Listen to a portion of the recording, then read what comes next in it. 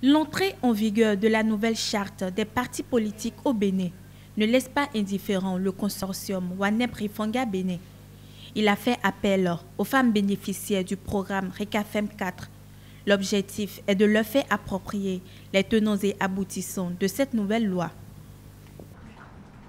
En faisant cette déclaration ce jour, nous voulons partager avec l'opinion nationale, d'une part, nos appréciations sur le contenu des deux lois et d'autre part, pousser notre cri de cœur à l'attention des acteurs concernés à divers niveaux en vue d'une nouvelle relecture des deux lois dès que le moment s'y prêtera.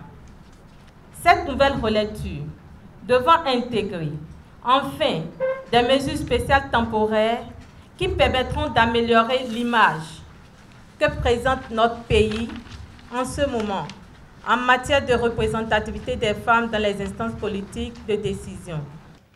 La présentation de ces deux lois a permis à ces femmes de formuler certaines doléances à l'endroit du gouvernement pouvant améliorer le statut de la femme.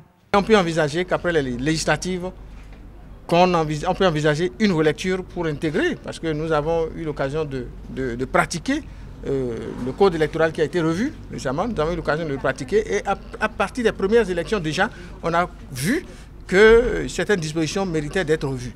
Je suis également spécialiste de la gestion du management des élections et donc j'ai participé à pas mal de sessions et autres là par rapport à la thématique et je sais qu'à partir des premières élections, juste après les premières élections, déjà on avait vu qu'il y avait des dispositions qu'il fallait revoir. Et donc on peut constater qu'il y a comme on est en train de le voir, qu'il y a des dispositions qui méritent relecture juste après les législatives. Et si on peut s'arrêter pour revoir, ce serait tant mieux.